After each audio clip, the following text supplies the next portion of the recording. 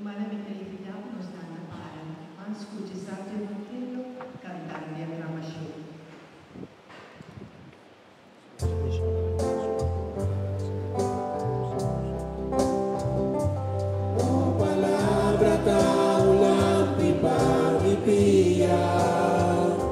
Y un luz riba mi camina, da que se mi guarda bo palabra, en mi corazón pa' mí no peca contra vos, en mi corazón pa' mí no peca contra vos.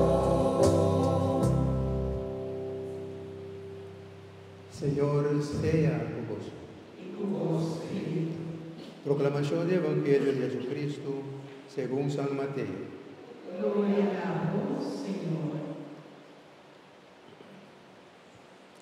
En el día de Juan Bautista comenzó a predicar en el desierto de Judea, avisando: cambia vuestro modo de vida viva, para sobre el reino de cielo está cerca. Es aquí de que el profeta Isaías apapia ora la pisa. Stem de que exclama del desierto: prepara el camino del Señor, así subiré a dan recto. Juan estaba de vestir paña trajada de lana de camel y estaba de un faja de cuero en su cintura. Su comida estaba de talacoche y miel de mundi.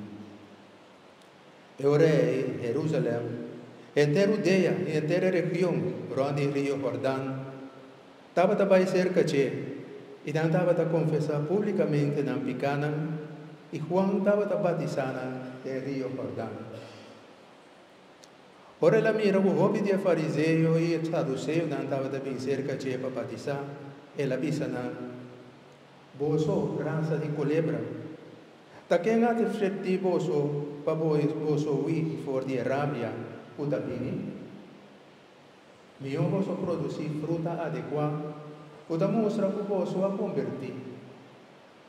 Não quer que o boso por pisa de boso mês, nós tem Abraham patata.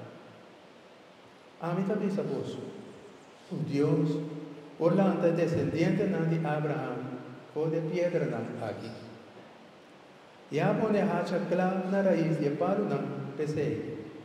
Turpalo con nota carga con fruta, nota corté y nota tiré de candela. Y también batizamos con agua, como señal de vuestra conversión. Mas es un que también después de mí, está más poderoso que mí.